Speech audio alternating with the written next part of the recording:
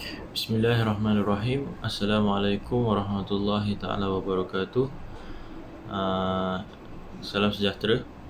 Yang dihormati Puan Siti Fatimah binti Ahmad Hisham, iaitu lecturer yang mengajar kami subjek Fundamental of Warehousing.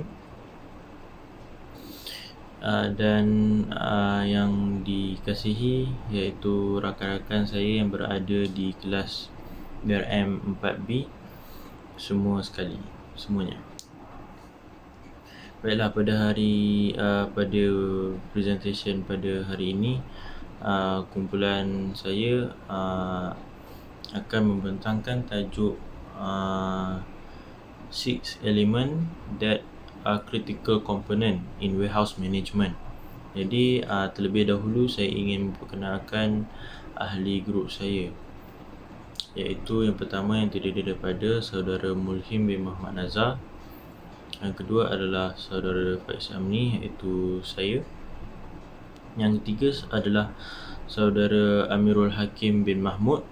Dan yang keempat adalah saudara Raif Shah. Dan yang terakhir adalah Syamini.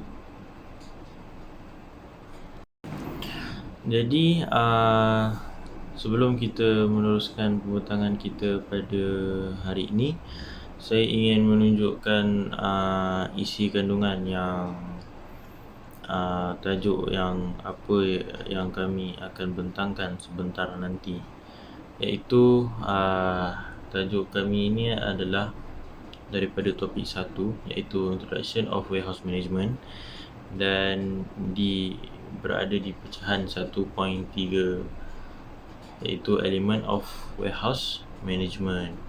Dan kami mendapat tajuk yang 1.31, iaitu 6 element that are critical component in warehouse management. So, dan di bawahnya ada beberapa pecahan, iaitu yang pertama adalah communication, documentation and EDI. Yang kedua adalah packaging and identification. Dan seterusnya adalah transportation. Yang keempat adalah accountability. Yang kelima adalah decision making. Dan yang terakhir adalah warehouse auditing. So, kumpulan kami yang terdiri daripada 5 orang akan mengambil salah satu daripada tajuk ini yang akan disampaikan. So, bagi poin yang pertama, iaitu communication, documentation and EDI, akan disampaikan oleh saudara Amirul Hakim.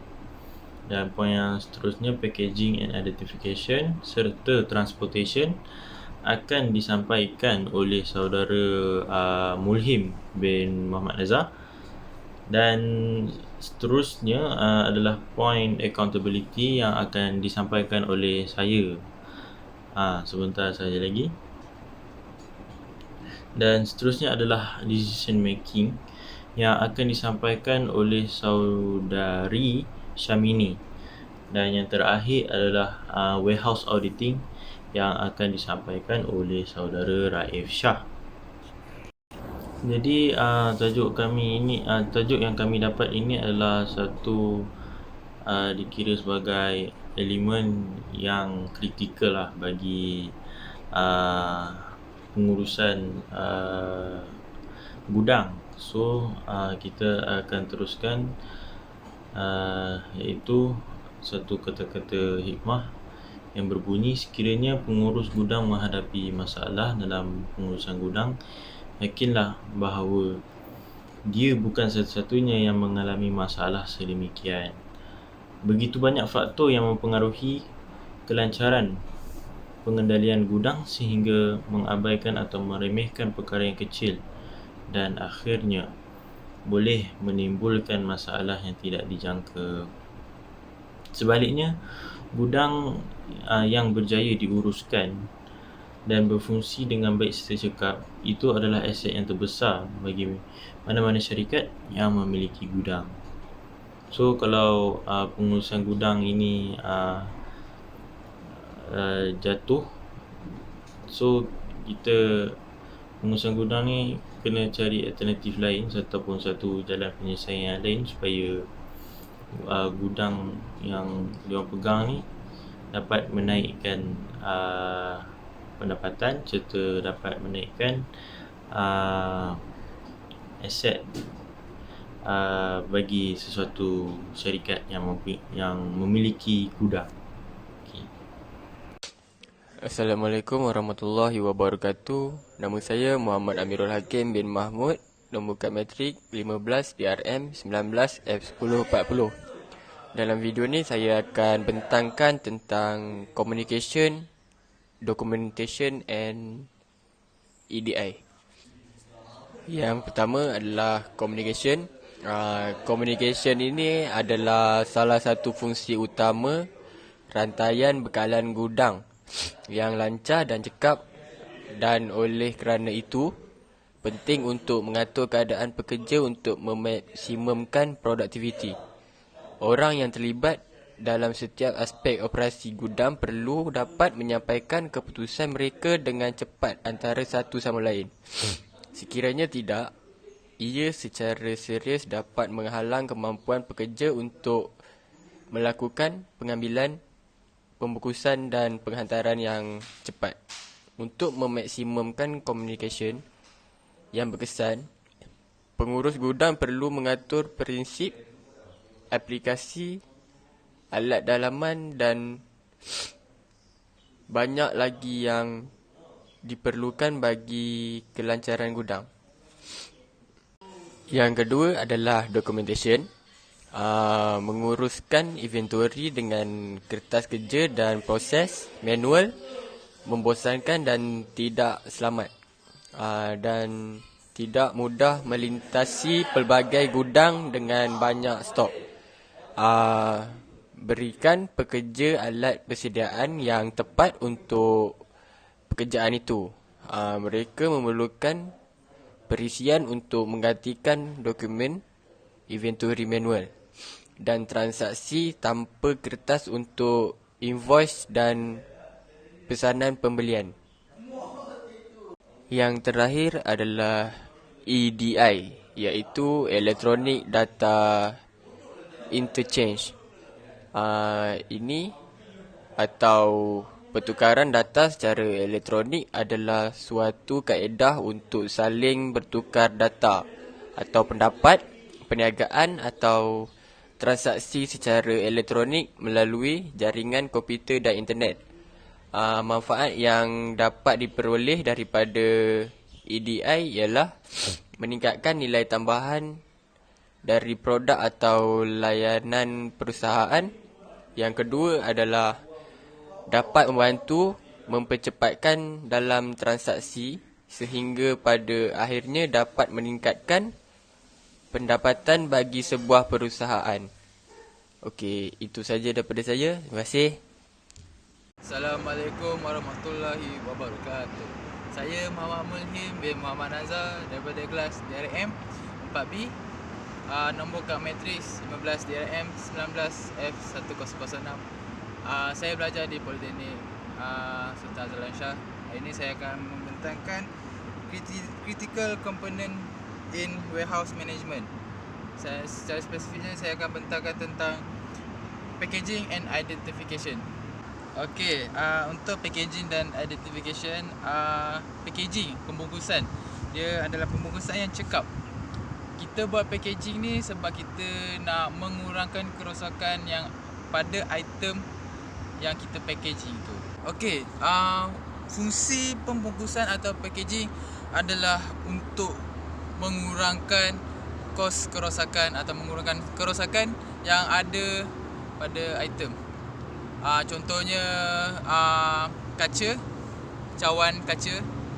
Apabila kita packaging dia atau kita bungkus dia, kita akan mengurangkan kerosakan dia supaya dia tak pecah dengan mudah. Okey.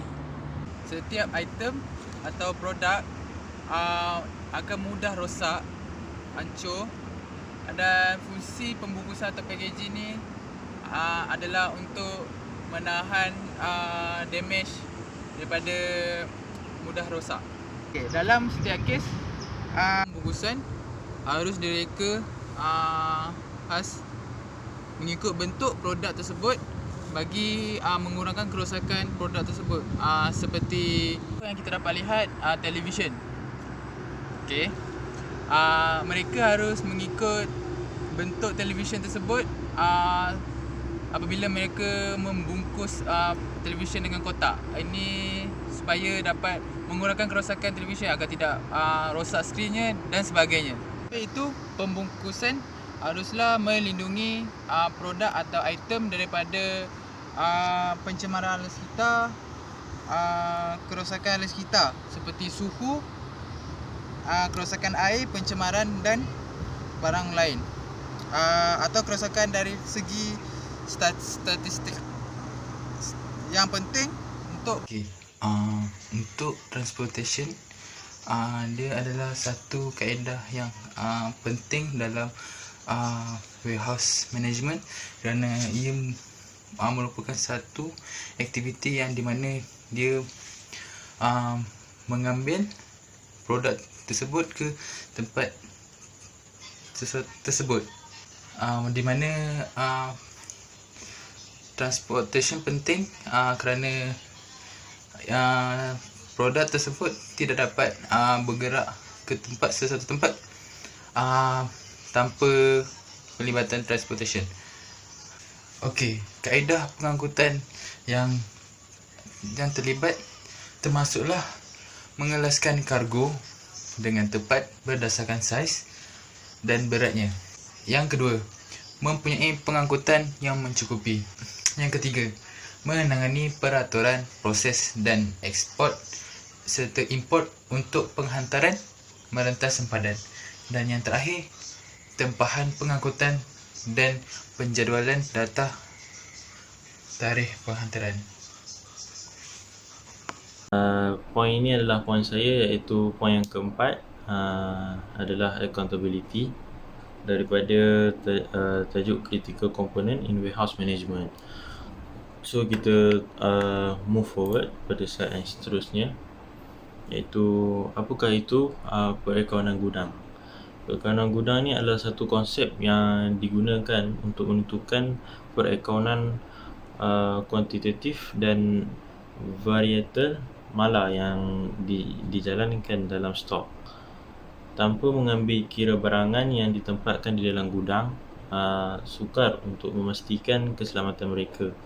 Untuk proses sedemikian, kad inventory gudang digunakan, yang merupakan satu bentuk yang diluluskan oleh undang-undang untuk merakam pergerakan sesuatu jenis, saiz dan grade bahan dalam gudang. Mereka dipenuhi untuk setiap nombor item bahan tersebut. Mereka diuruskan oleh orang yang bertanggungjawab secara kewangan seperti pengurus gudang atau penjaga stok.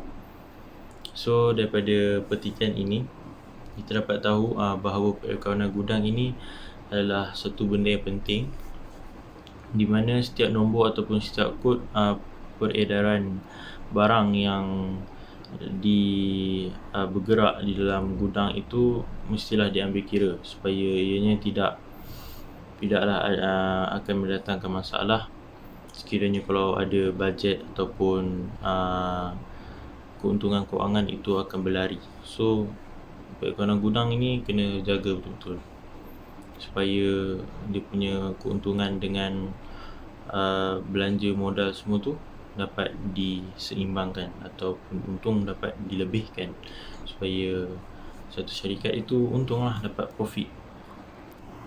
So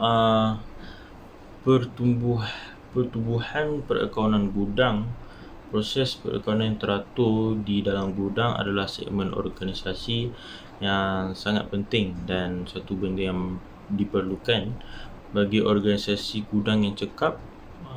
Dua sistem perakaunan biasa digunakan, iaitu batch dan varietal, tetapi tanpa mengira hakikat pilihan mana yang akan dibuat. Pekerja yang bertanggungjawab secara material akan menyimpan rekod produk syarikat dan dengan jenisnya. Prosedur ini dijalankan melalui penggunaan perintah komoditi, penerimaan dan perbelanjaan. So Kawanan gudang ni terbahagi pada dua, batch dengan variantal. Dan bagi seorang pekerja, dia bertanggungjawab untuk menjaga kedua-dua rekod tersebut.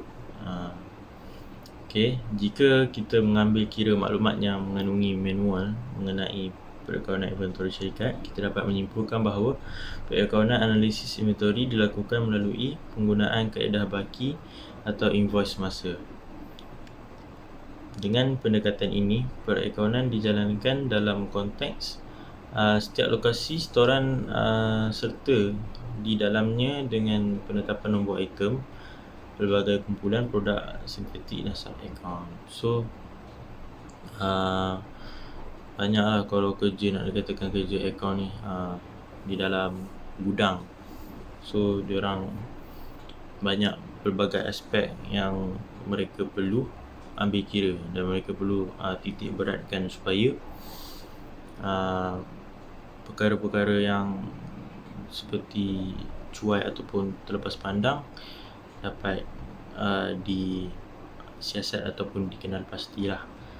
Yalah, kita tak tahu kan pekerja-pekerja di dalam kilang tu, mereka setiap hari bekerja dan mungkin ada salah satu tersilap. So dengan kaedah perakawanan gudang ni, dia dapat mengira stok lah. Stok, kalau contoh barang itu tiba-tiba hilang ke, dia orang akan check balik, dia akan siasat balik mana barang itu berada, dan benda tu tak boleh hilang. Okey, itu saja daripada saya untuk point accountability. Begitu saja. Sekian. Terima kasih. Nama saya Syamni Ilanggowan. Nombor matrik saya 15 DRM 19F1026. Hari ini saya akan membentangkan tentang critical component in warehouse management.